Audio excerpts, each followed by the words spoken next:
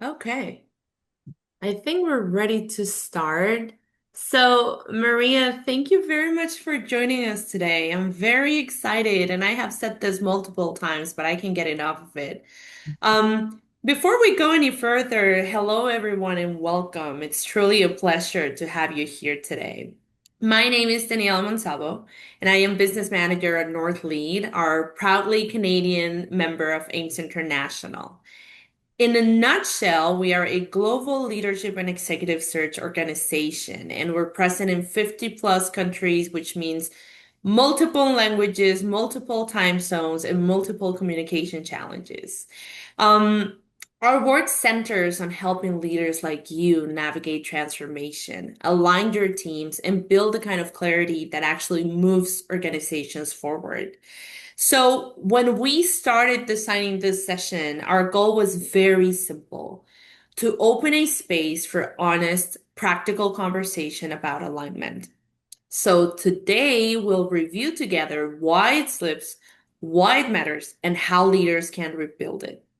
And for this very important topic, we're lucky to have someone exceptional guiding us today.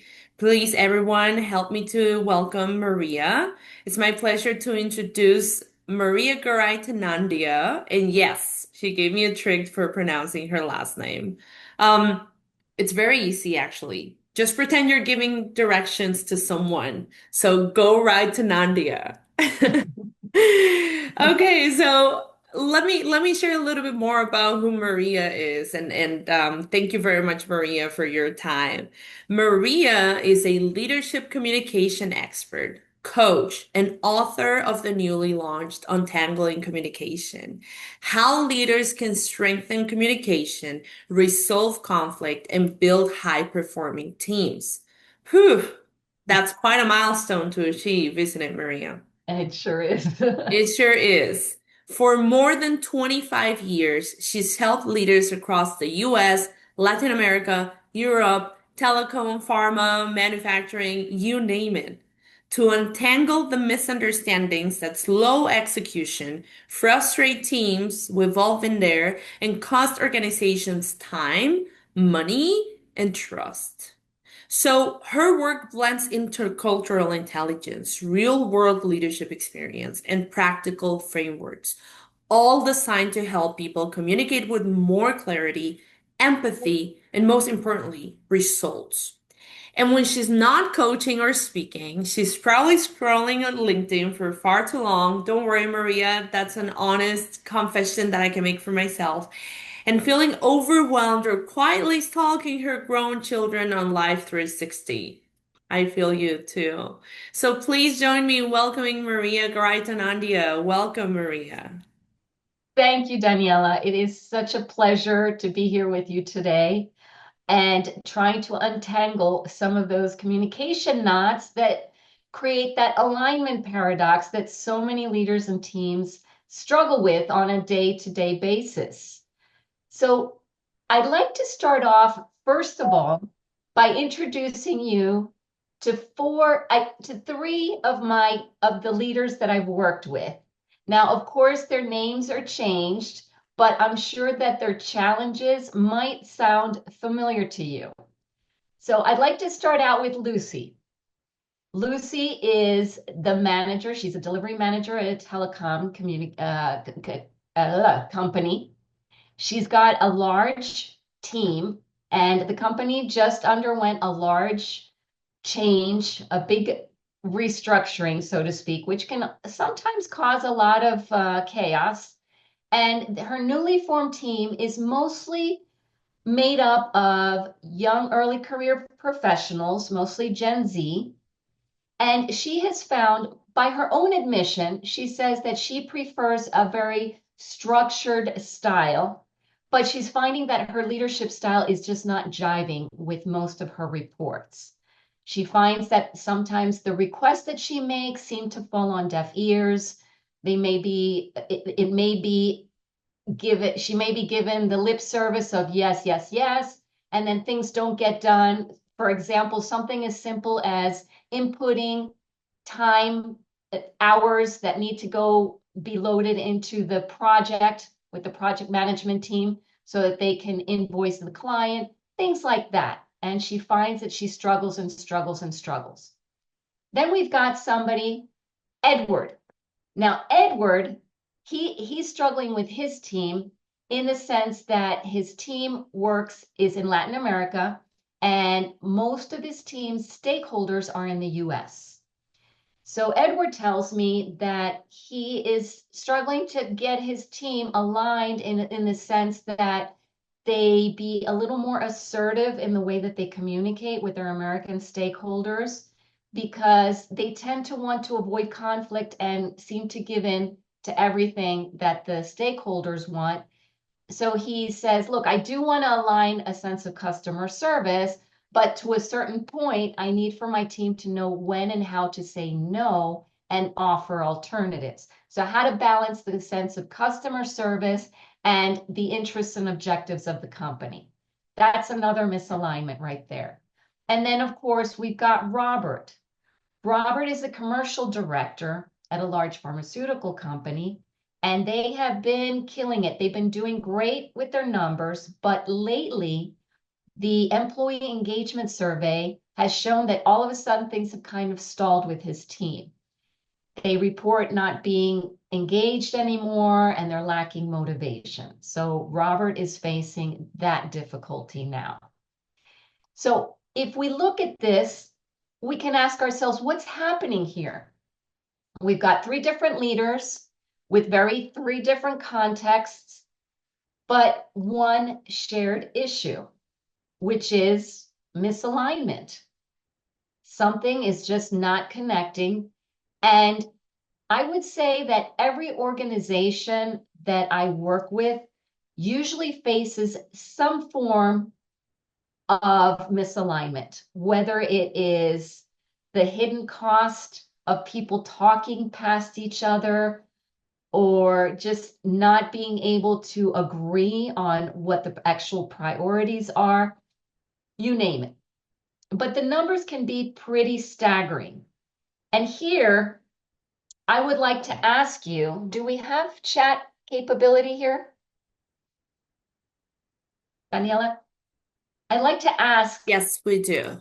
okay, so I would love to ask participants, if you had to garner a guess, and here I just want to, I'm gonna use just the United States as an example. If you had to guess how much money American companies waste every year due to poor communication and misalignment, how much money do you think companies lose each year because of this problem? And if you just want to throw it in the chat, guess, give a number, see if you can garner a guess as to how much do you think it costs companies every year in the United States when there is lack of communication or a sense of misalignment.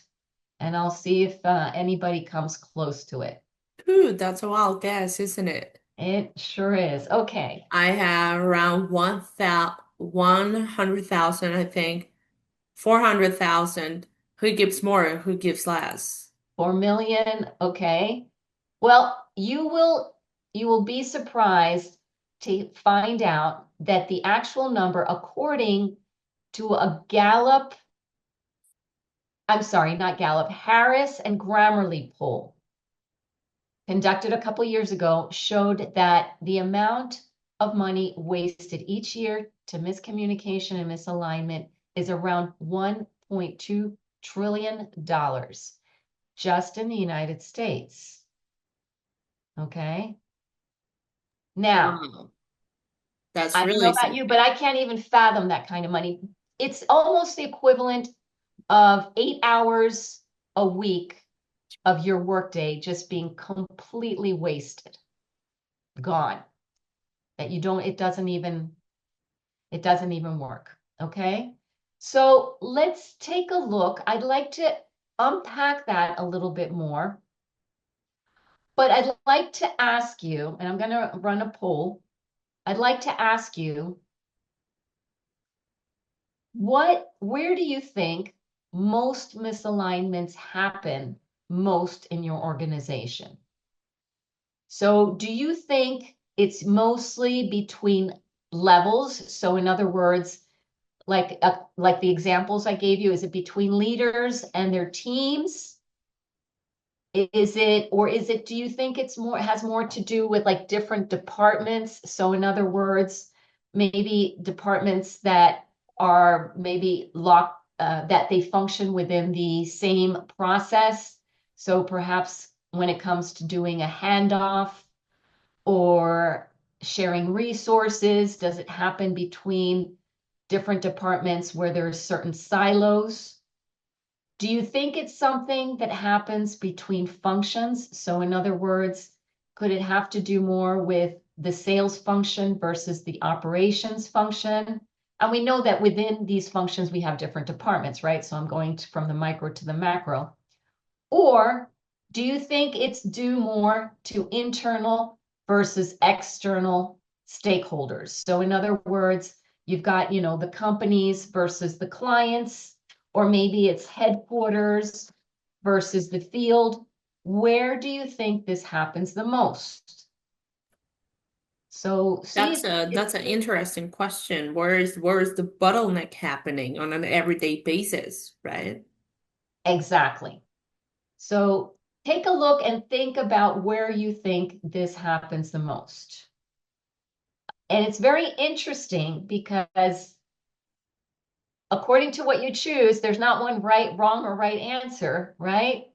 So some of you may be saying, well, no, here it is. It's between my immediate team. Others are like, nope, it happens mostly in functional areas, the eternal sales versus operations, right? They don't understand us. They don't know what we're going through. They make unrealistic promises to clients. They don't want to cooperate to get the sales done. So whatever it is, it's something that we see quite often, okay? So let's take a look because it mirrors a lot of what I see in my work. It's rarely just one department or one level. It usually has a lot to do with different layers that we see this happening. Yeah. And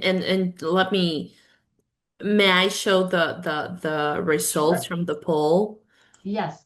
You would have thought it's between internal and external stakeholders. But 80% of our participants went for between levels. So, for example, leaders to teams. And the other 20, so it was very loaded towards levels. The other 20% goes for between functions. So, for example, the sales department versus the operations department. So, what's your take on that, Maria? Okay, well, this is great, especially now that we're seeing that companies are moving. There we go. Mostly the teams themselves and functions. Okay, excellent. This tells you a lot. We're seeing also that companies aren't really working in typical hierarchical organizational charts. We've got a lot of the functional teams working with each other, lots of dotted lines, a lot of matrices, etc. So it becomes even more essential that we're able to align with our teams in order to get things moving along. Because, like Daniela said, if you have a bottleneck somewhere, it's gonna cost time, energy, and money to get things flowing. Okay. And why does this matter? You're gonna be like, okay, Maria, so what? Yeah, okay. I know where my problem is. The question here is, how does this impact? How does the misaligned communication impact the company, the bottom line? Well, we can see number one is that 40% of employees who leave companies leave due to communication issues. That is huge. That means that if you can avoid a turnover of 40% just by making certain adjustments in your communication, you're making a huge savings. So you're not adding to that huge 1.2 trillion statistic, right? You don't want to do that. That's You also massive. can see, yeah. So you can also see that 80% of companies, 81% of companies report that revenues decline when there's not a very good communication function happening within the organization. There you got a little bit of that statistic right there too. That's money that's falling through a big hole in the bag. That's money and Errors. that's retention. So you're telling me that one of the major retention issues has to do with communication. Yes. Just think about it. Think about, your everyday work environment. If it gets to a point where you feel frustrated, you're hitting a wall, or you can't move forward, or you find that there's no sense of empathy within your team or with your leadership, or you're not getting very far, you don't feel like you're being heard, that can wear. It's wear and tear, and sometimes that may be enough to send them over the edge looking for another job, Mm, because it's not just about your compensation. Monetary compensation has to do with your peace of mind as well. There has to be a balance, right, between your objective and your relationships. mm, So when environments get toxic, people are going to leave. So that is a big one as well. You've got the workplace errors. Look at that. We've got about 70% of workplace errors are due to communication failures. It has nothing to do with technical things or know-how. It has to do with the personal interaction. mm. The two-way communication, isn't it? hmm Look at the leaders, how leaders struggle. Leaders wind up having to fix a bunch of different things, whether it's smoothing over conflicts or trying to, decrease the misunderstandings that happen. A lot of leaders report that it is exhausting having to fix all of that rewording and fixing and being kind of like the intermediary. That happens a lot too. And that is a large waste of time, money, and effort. And Mm, then, of course, there's the perception piece of it. Employees, statistically, only 8% of employees actually feel aligned. And I can't tell you how many times, Daniela, I've heard when I go to coach and train, a lot of people saying, I'm just not very clear on what our vision is. And that is huge. If you don't know what your vision is, you don't know where you're rowing. It's like, am I going this way? Am I going that way? That is a mhm. huge part of the problem. And yet leaders tend to think that their teams are more aligned than they actually are. Hmm. And what So success looks like for every area of the organization. I think that success can look very differently to the sales department than the operations department and so on, right? So that's very tricky, and we hear that all the time, definitely. yes, so all of this clarifying, redoing, fixing the misunderstandings, that can cause some other problems. So guess what else it causes? It causes slow decision making. So when you have to reword and fix, and no, I thought you understood. I thought that you were going to do this and I was going to do that. Okay, that slows decision making. And I'd love to see anybody who wants to put a little Y in the chat or anything.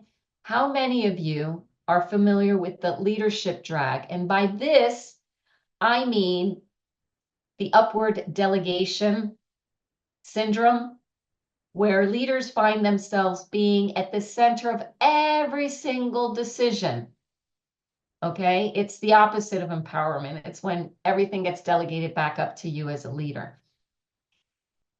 We worked we worked with a company that had this very issue, and at the end of our program, on average, the leaders were saving about 4 hours a week and decreasing the amount of upward delegation that was happening. If you calculate the average salary of these 72 operation managers, the savings was incredible when they were able to make sure that their teams were self-sufficient and didn't need to run every single thing back passed towards them. So this in and of itself can be a big time and money saver. You've got operational inefficiency, making sure that your handoffs are being done correctly, or the strategic stagnation where it's like, okay, my vision is clear, but I'm not sure how we're going to implement this. That is part of the misalignment as well. And of course, when there's a slow response, to changes. Okay, you have to be a very effective communicator nowadays. Everything is changing on a daily basis. So if you don't have the ability to pivot, you're going to be stuck at the end of the line. So as you can see, the problem isn't so much the quantity of communication, because let's face it, we have got so many platforms nowadays. I mean, Daniela, we could probably count on both fingers. You know, we've got Teams, we've got Zoom, we got WhatsApp, we got this, we got that, got Slack. We've got so many different things that we can use to be able to communicate with each other. But we're finding out that more is not necessarily better. Mhm. There's definitely a bombardment of options, right? It's gone the way around. Exactly. So how do you define alignment? Okay. Alignment isn't that everybody's just, singing kumbaya and happy and loving each other and agreeing to everything. No.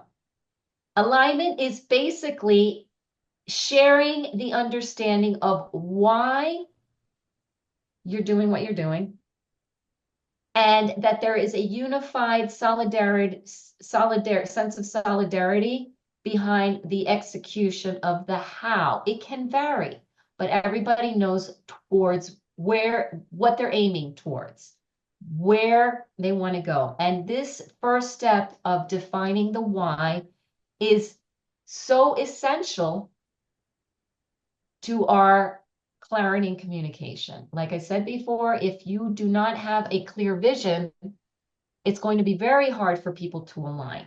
That vision needs to be crystal clear. Now, how do you get people to listen? How do you get them to be open? How do you get them to say no without alienating their stakeholders? Or how do you get them to give corrective feedback without being afraid that they might demoralize someone? Okay, how do we get people to listen, to do stuff? How do I focus on my objectives without running people over? How do I negotiate and persuade and get people to collaborate or get them motivated? Or simply, how do I avoid misunderstandings? Ah, that's the $1 million question. Now, I can definitely feel some knots in the audience, right? and here's the thing, okay? There, there is after 25 years of working with leaders and teams, I found that the same things kept coming over and over, just these things that I just mentioned to you. Kept coming up over and over again. So I developed, let's say it's like a vitamin, like a preventative, a prophylactic that can be very helpful in your day-to-day communications to make it easier to get that alignment from the get-go. It's not a magic wand, but believe me that if you make certain part of this framework an everyday habit, it will make your life easier. I can say it also from personal experience and even in my personal life as well. So let's take a look at it. Okay, so the acronym is CLEAR. I know it's very clever, but there's a reason for it. Okay, the first step, and it's important to start with this first step. If there's one thing you walk away with today, I hope it's this first step of the CLEAR framework. The first step is to make sure you are conveying context first and foremost. That is the vision. Make sure that vision is crystal clear, your objective. And again, you don't have to give a thesis, just a couple of sentences as a prelude to your request or your suggestion is enough to get the other person understanding where you're coming from, because you are offering the courtesy of taking them by the hand and bringing them with you in your reasoning. So if you can start off by giving that why a sentence or two, it'll make it easier for the other person to feel empathy towards you and align with you from the beginning. So for example, say that you want your team to adopt a new process. Okay. A lot of times we just start with the what and the how. Hey guys, we've got this new process. We got to start doing it this way. This is the new way of working. And what happens? What usually happens, Daniela, when you just start with the what and the how? Here's a new process. Get to it. Yeah, absolutely. We see that accelerating implementation does not always mean it's going to stick around, right? We want long-term solutions, and clarity has to be the foundation for that. So context is key, but sometimes we receive a manual, but not the whys behind the reason for doing things. Exactly. So it's like, oh, here they go again, imposing a new process. When why? The first thing that pops into your head is like, why are we doing this stupid thing? Okay. So if you're going to get that natural pushback anyway, why not start with the why in the beginning? And you could start off with something as simple as, we've been noticing that there is a high degree of errors coming through on this process, and we want to save you time so you're not wasting so much of that time doing the rework. So we've developed a new process that decreases our error margin and saves us time in the end. Okay, so I've already just given you a little bit of that little blurb in the beginning. So it's like, oh, okay, I get where you're going. Okay, so old process is cumbersome and slow. Here's the new process. That's when I give you the what. Okay. Now, once I get to that proposal that I've done with the preview, that's when we can get into the listen. And if there still is some pushback, you are able to ask open-ended questions to garner further intelligence and information to see if there's something that later on you need to adjust. So for example, if I see that my team is still, they're still having their second thoughts about this new process, I can say something like, what in the old process did you find more difficult, or what in this new process are you finding that is helpful or is still causing difficulties? Or is there what way do you think you can implement this new process to save you some time? Whatever it is, what and how questions help you get the intelligence you need. And of course, it shows certain empathy, because if you paraphrase, okay, so maybe I'm finding out that my team, it's not so much the process, the process and how you implement the process, but rather the idea of learning yet a new process might be what they might be objecting to. So they might say something like, well, Maria, why should we learn this new process? You're probably going to change, they're probably going to change it within a few months anyway, right? Or something of the sort. So if I can find out what the underlying objection is, get clarification, then I can start adjusting in my mind. Okay, their need is not so much maybe the time saving. They want to just know what the return on investment is going to be at the end, right? So then maybe now in my mind, I'm like, oh, the original objective may not be enough. Now I have to reframe it. Okay, so I've adjusted in my mind, and now I'm going to reframe it to make it user friendly, receiver friendly, so that they can see a clear win-win. What's in it for them? So I can be transparent and say, yes, it took me 2 hours to learn this new procedure, but at the end of it, I found that I had zero rework that I had to do, which in the end saved me about 5 hours this week. And I think it'll save you a lot more time. This is really powerful because we also hear very often from our clients, right, that this gets even more interesting when you look at it from different generational scopes. So what motivates me as a millennial might not be the same thing that motivates a baby boomer or Gen X, right? So I think your clear framework is very clear naturally in conveying that we as leaders have to understand and identify what the motivator of the personal motivator of our teams is and connect that towards the motivator of the company ethos, right? Very tricky, but I like these steps. They're very actions driven.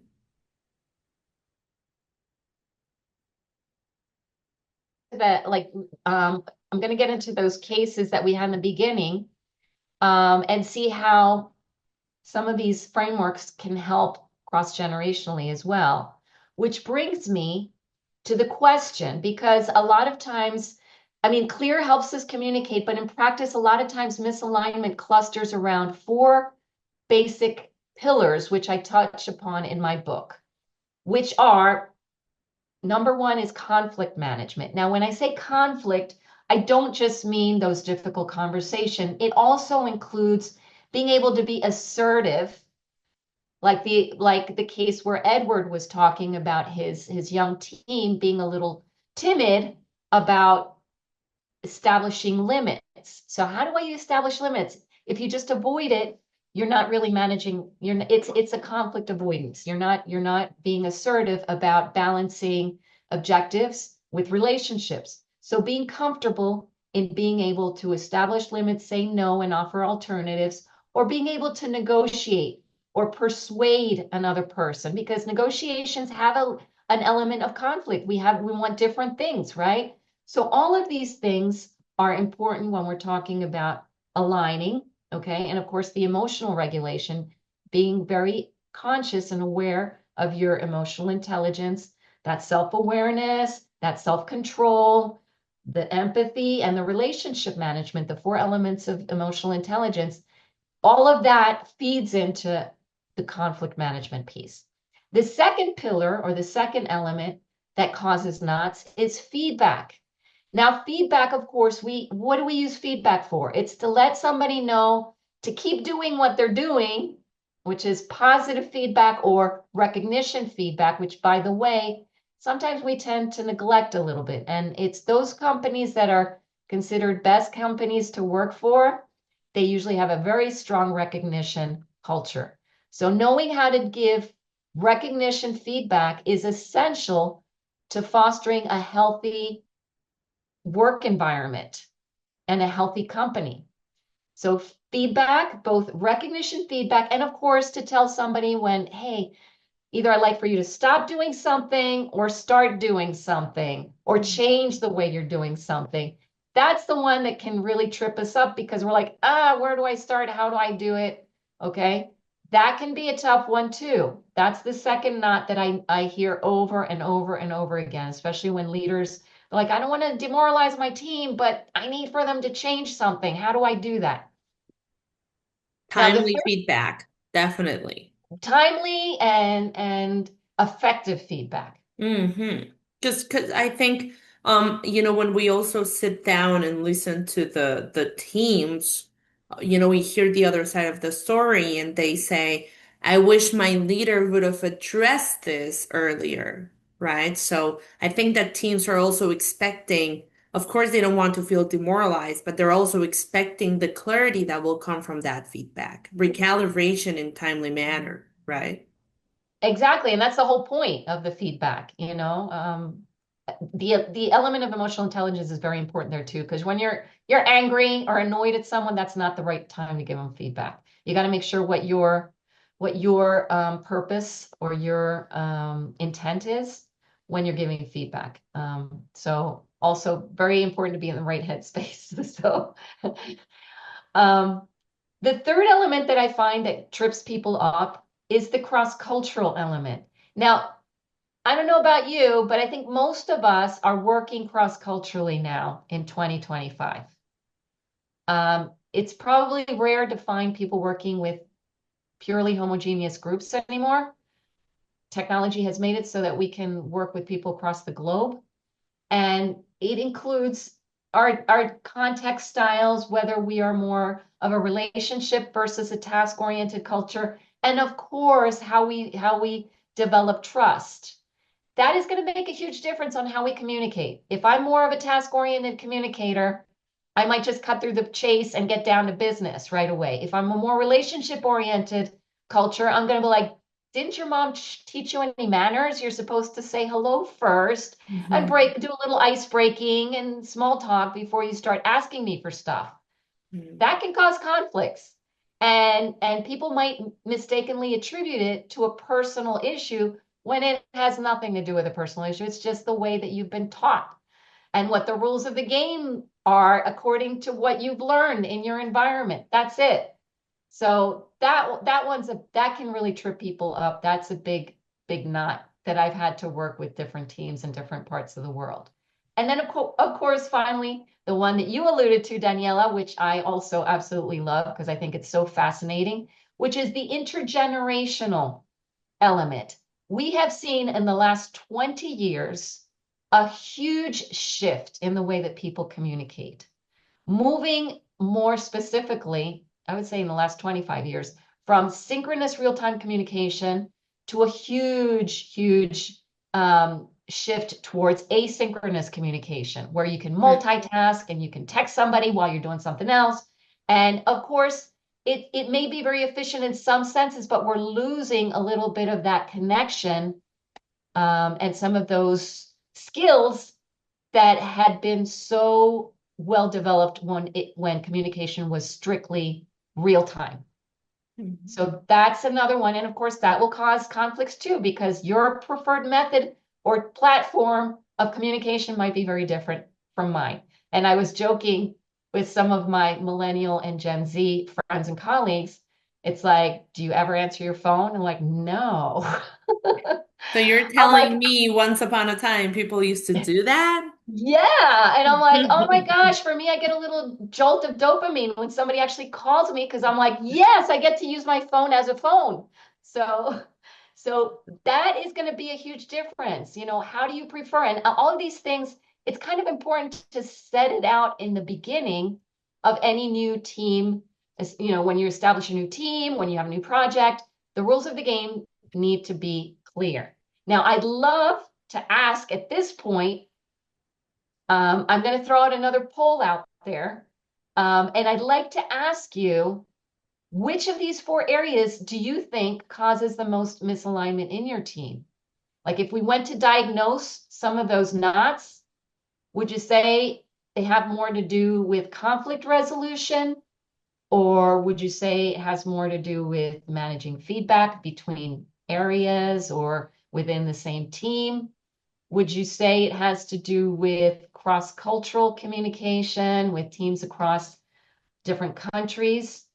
Or would you say it's an intergenerational issue where you've got people of different generations, different ages that can't seem to agree on how to communicate with each other? So let's see, we're going to have the poll up for you in just a second. Okay, I wonder if there should be a fifth option that reads all of the above. Oh, okay. Feel free to write that in the chat if you think it's all of the above.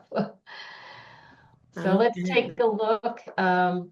It's quite interesting to see which ones are the ones that come up. Okay, so if you'd like, choose one of those to see which one. And again, you may have all four, but is there one that's a little more pressing on an everyday basis than others? And think about that. See if there's anything there that you would say, yep, this is the one that causes, or that I see more often. Well, Okay, this one's tied. it's tied. Okay, so in our comment section, we have two going for feedback. So feedback, and I'm reading this command, feedback. Sometimes people can think it comes off as critical versus being a gift. Definitely agree with you on that one. Okay. So how to prepare your team as well to receive feedback, right? It's a two-way street. Definitely. Oh, Okay, so we're going at feedback at 50%. uh-huh. Let me actually show you all the results. Feedback at 50%, Okay. conflict at 40%, intergenerational at 10, and Oh, cross-cultural was our last. okay. Great. Okay. And it comes at no surprise because feedback and conflict can sometimes go hand in hand because what you start off that you think you're giving feedback can wind up becoming a matter of conflict, especially if you have history there. Because believe me, every interaction starts where the last one ended off. There's no way of separating. It's a dynamic process. So it's always important to be able to balance your objective with the relationship. There's no way to divorce them because you're going to be dealing with that stakeholder probably again.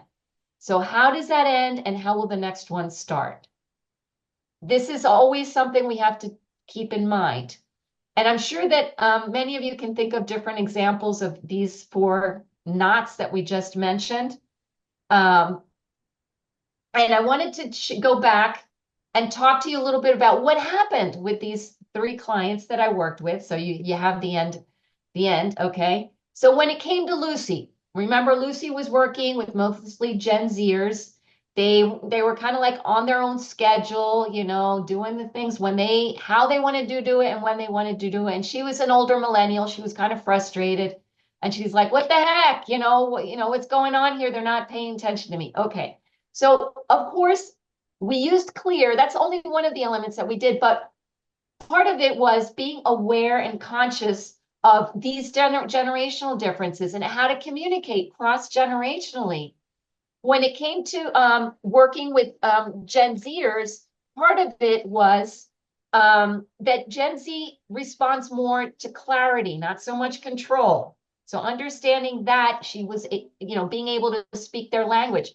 Also, the younger team members, they needed to understand why something mattered. So the clear really helped her when she started establishing that the groundwork for the request that she was making. So knowing why something matters was really important. And they wanted straight talk delivered with a certain degree of empathy. The expectations needed to be framed in a way that respects their autonomy. Okay, so all of this was a lot more helpful to her. So she did something kind of like team, I want to, like, for example, I think it was the issue of not putting the hours in. So she worked with them, like letting them know that not putting the hours in affected it slowed everything down in the last month. She said something like, hey, the hours weren't locked at the end of the week. We couldn't invoice the client on time. And that delay causes cash flow and also creates doubts about our timelines. So we're shooting ourselves in the foot. So she put the context there before, doubling down on the whole timesheet thing. And so she also opened it up in the meeting. Okay, I want to understand your perspective. What makes logging hours on time challenging? Open-ended question, listen and empathize, and they're like, oh, we're busy wrapping up issues on Fridays, And so she's like, okay, guys, I hear you. When we're closing out our technical week, the last thing I want is to give you more paperwork. I know you're trying to finish strong. So she adjusted. She's like, how about if we make this easier and block a 5 to 10 minute block on Friday around noon so we can have this recurring team-wide protected time so no one has to scramble. So she made a proposal that might, she adjusted and then she reframed it and said, and established it as a win-win. And she framed it as, hey, finance will stop chasing us. Our clients are going to trust our timelines. It'll protect us from last minute stress. And it's not about, chasing you. It's about making your work life smoother. If we block this just for that. The difference was astounding because at that point, it's kind of like, okay, the message finally came through and her team was open and the missed deadlines disappeared. So just kind of framing it that way. Now, when it came to Edward, I'm not going to get into all the details, but Edward was struggling with the assertiveness. His team learned how to use the clear method. We also worked on how to say no and offer alternatives. Okay, we what we call a sandwich method. And we did a little bit of cross-cultural training for his team to understand the task versus relationship orientation and how that impacts in communication. And then finally, Robert, our commercial director, whose team had stagnated, he learned how to use a recognition model, a feedback, a, I can't even talk, Communication. a feedback model called CARE, which stands for context and action, result and effect. So a very simple model on how to give effective recognition feedback and just leave it at that. Because he would be like, guys, you did a good job, but we have to continue doing this, but we have to. So he stopped doing that, gave them that recognition, was able to celebrate those quick wins, and he saw a huge change in his team's motivation. Hmm. So you can see that a lot of these misalignment issues can be solved just by switching some of these things around. Now you're going to be like, okay, Maria, what about AI? Hmm. Yes, AI is marvelous. And you know what? It's interesting. I call my AI Chatty. Chatty is really smart. Chatty does a really good job of simulating emotional intelligence. I'm sometimes in awe. So, yes, I sometimes even get Chatty to help me with some of those emails when I need to be diplomatic. Why not? But what Chatty doesn't do is being able to make those, again, those connections. If you don't use it, you lose it. um, you're not always going to be in a little bubble where you're just going to be writing to each other. You need to be able to perform in real time. You need to be able to negotiate with people in real time. You need to be able to give context. Where are you coming from? And sometimes it may be that your context goes beyond just what you want to achieve. It can be something that's personal, and it's okay to have a little bit of that vulnerability, what Patrick Lencioni calls vulnerability-based leadership to establish the trust. It's good sometimes to reveal certain things. It makes it a lot easier for people to also feel that human connection to align with you on a human level. So not just leave it all to AI. And ultimately, why is communication worth it? Why does it pay off to create these models of clarity and alignment? Well, because you reduce your silos and you start being more agile in between one group and another. You have higher retention, as we saw. We're not going to have those 40% of the people leaving because of a communication issue. Hmm. Look at your engagement when people are better informed, 80%. And let me include one, Maria, that I think it's also an ongoing pain point for leaders out there. They spend more time translating than actually creating strategy and executing that strategy. So, of course, the promise beneath this is also that there is going to be more available time to actually focus on your activities as a leader, right? Exactly. And the thing is, when employees understand expectations, their priorities, or how their work ties into strategy, you're Hmm. going to see that companies will see a 23% improvement in productivity and profitability. Hmm. Um, usually it's the companies that prioritize communication effectiveness that are 3.5 times more likely to outperform competitors. If you take this seriously, it pays off. It's not just, a nice to have, um, I don't know, like extra. So how do you turn all of these insights into alignment? Each of these areas, whether you're talking conflict, feedback, intercultural, intergenerational, all of these things can be knots that leaders can untangle with the right tools. And today we just focused on the one, the clear, but the principles can be applied, across all four of those challenges. And we can find that with a little bit of clarity, we can reach that, gain connection and collaboration and achieve the results. And I'd like to leave you with, I love this quotation by George Bernard Shaw. Like, this single biggest problem in communication is the illusion that it has taken place. But the good news is that the illusion becomes reality when we bring clarity. Hmm. What a beautiful promise. I'll hand it And back how to do you. we achieve that, Maria? And by the way, I have a couple of questions waiting on our Q&A. Thank you very much to everyone. Feel free to throw them in, and Maria and I will address them in a moment.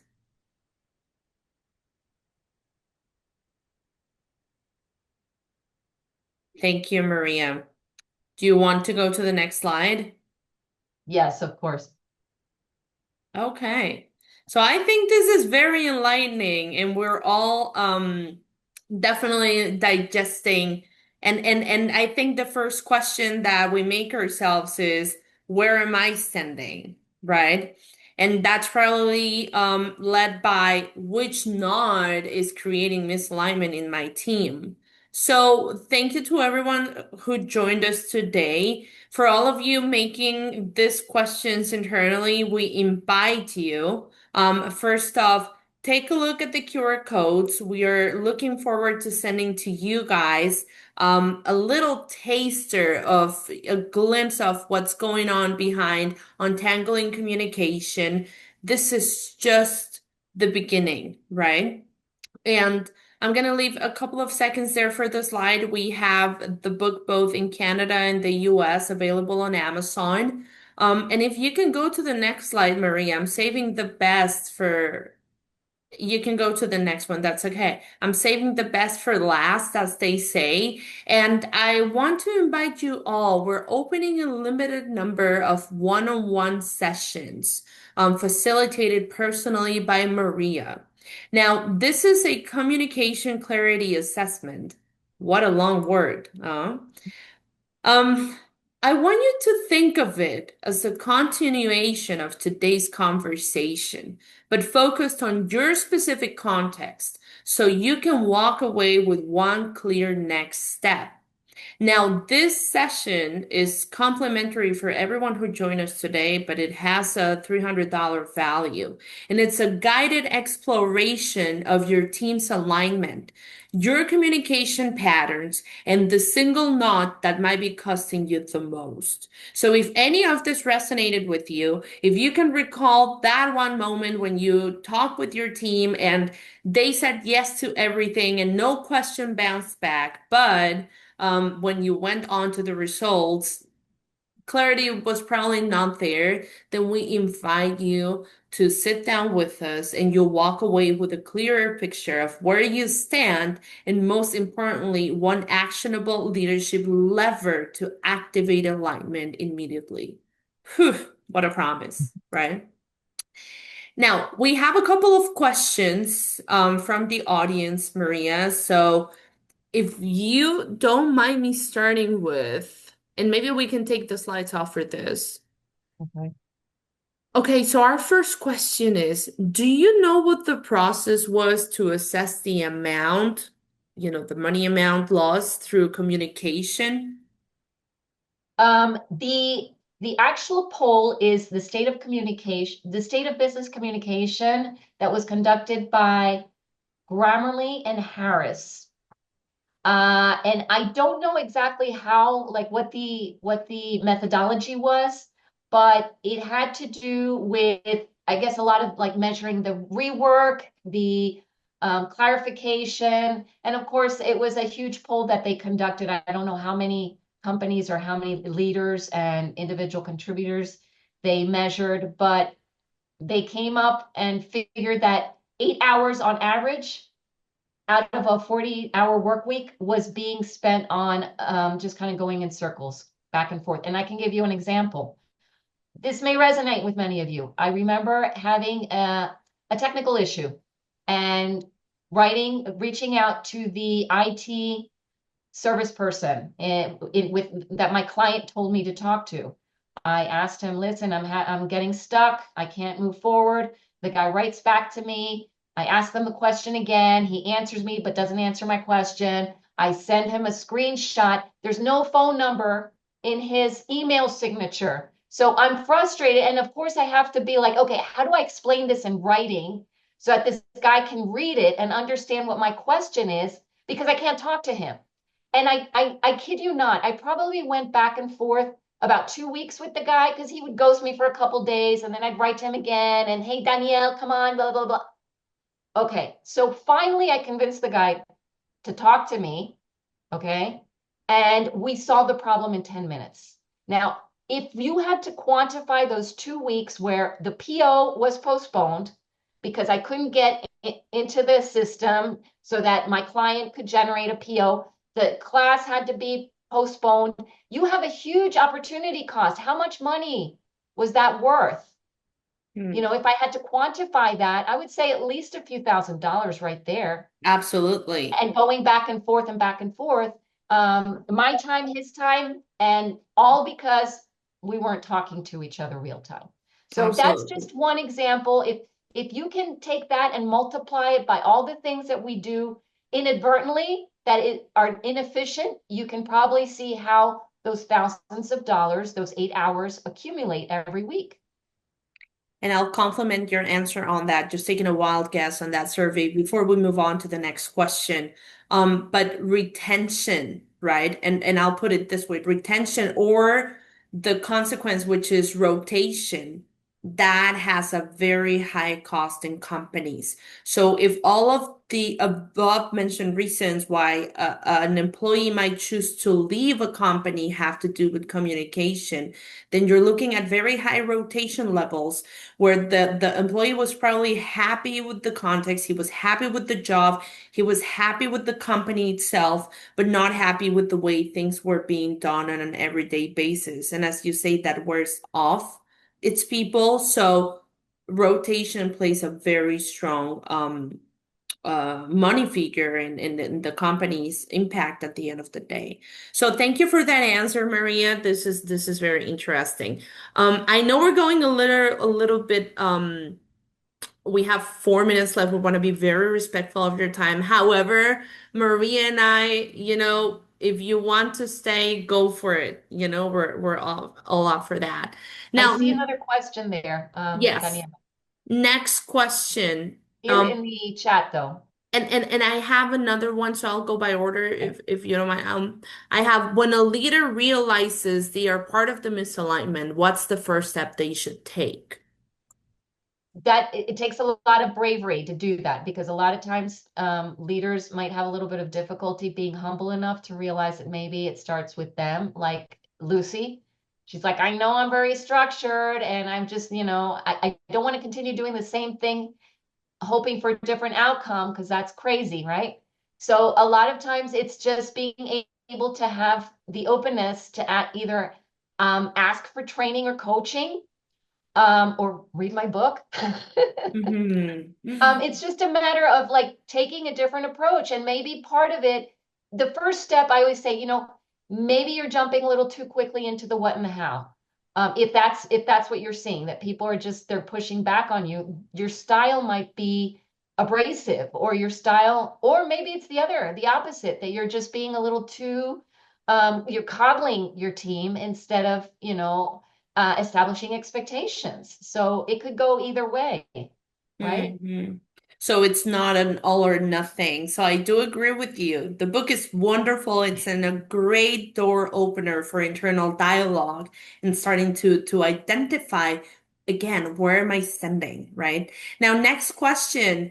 Anna, thank you for this question. It says, when things start going off track, what usually happens first is the lack of vision, poor communication, accountability, or something else. What is it? And how can you notice this to prevent it worsening? um, when things start going off the rails, the diagnosis can be complex because again, you have a lot of different variables that might be working in conjunction with each other. It may not just be one thing. A lot of times, the cause, for example, of conflict can be a structural difference. So, for example, it could be that I need to decide where limited resources are going to go, who's going to be making the decision, what the process is going to be. So that's a structural difference. And of course, you can have differences of opinion. Then there's, of course, the personal and the communication differences, which have to do with, for example, whether I'm an extrovert or an introvert, whether I am more technically oriented or if I'm more, I don't know, humanistic oriented. Am I HR or am I operations? All of these things can have an impact on how you move ahead, right? So all of these things can have an impact on how whether you're going to be derailed or not. And you have to take all of those elements into account when you are deciding to take the next step. Hmm. Very, very true. Very interesting. Okay. Super helpful. Thank you. Thank you, Anna. Um, Last two questions. With the increasing use of AI tools, how can we align communication between humans and machines? What's the input about chatty? Okay, I love Chatty, but just like Chatty needs better inputs and context, if you give Chatty crappy input, you're going to get crappy output, right? Hmm. So we can be learning for those who are more comfortable with their AI than they are with people. I would say that there's a lot of similarities, right? So the more context you give in the beginning, the easier it's going to be to get a high level or a high quality answer. How do we work with our AI tools? I would say that a lot, I've heard some people say, well, the whole emotional intelligence, this and that. It's uncanny how far we're coming, that some people are even using AI as therapists, right? I don't know if that's the best idea, but it's incredible to see how much this tool can help you. Even if you have to decide like on an email that's important, even to say, let me run it through Chatty and see what he or she or it thinks, right? Um, I confess, I find it to be very, very useful in many of the things that I do. And why not? Why not take advantage of this wonderful technology? That said, since we are being freed up to do a lot of the tedious work, that gives us more, I think it gives more importance to making sure that the interactions we do have are high quality interactions Hmm. and that we know how to talk to each other. Yeah. And just complimenting you there. Um, I think that ironically, the contrast between those who have good communication skills and do not will be even sharper now with the use of AI. So there's going to be, and believe me, I'm also a fan of Chatty, so I know this might sound controversial even for me, but there's going to be a lot of people out there who of course they upskill themselves in prompting and how to use it correctly, and that is okay. I actually encourage you to learn how to use AI the right way.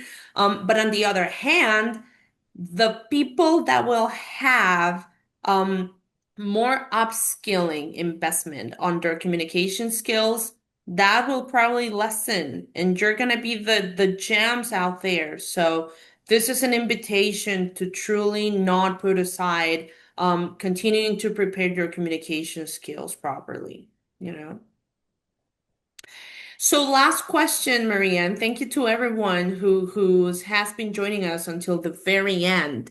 How can leaders distinguish between a communication problem and a deeper structural misalignment? Whew.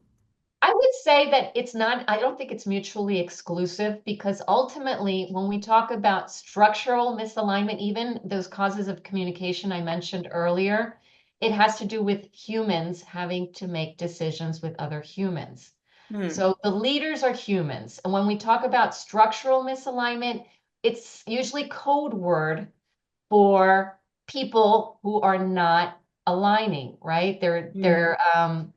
There's probably, maybe there could be a political issue somewhere. Somebody might be stepping on somebody else's toes. There may be a rotten apple somewhere that's Hmm. influencing the rest of the team and maybe caught, and again, I mean, so many leadership books that you even back the classics, the Jack Welch's and all of that. They're like, you know what? Careful with the jerks, because there might be some people who are very efficient and they may seem like rock stars, but if they're toxic, they're gonna ruin it for everybody else, and you're not gonna get very far. There's gonna be a point where you're gonna have a breaking point. So I would say that it starts with communication, right? And there are many things you can do to start smoothing that out.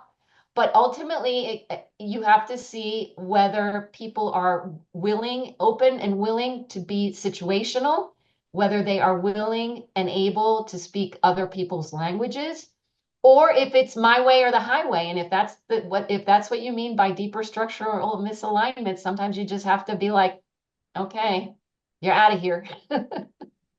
So I think it all comes down to the very powerful question that we're closing with.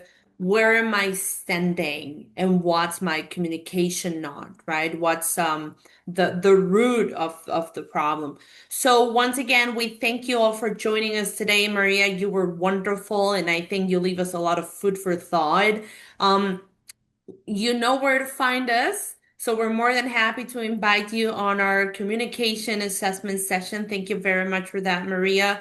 This is truly driven by our commitment to guide you personally. So thank you for your trust. Thank you for your time and consideration. And we look forward to seeing you in our next edition. So everyone have a wonderful day and we'll be in touch with you soon.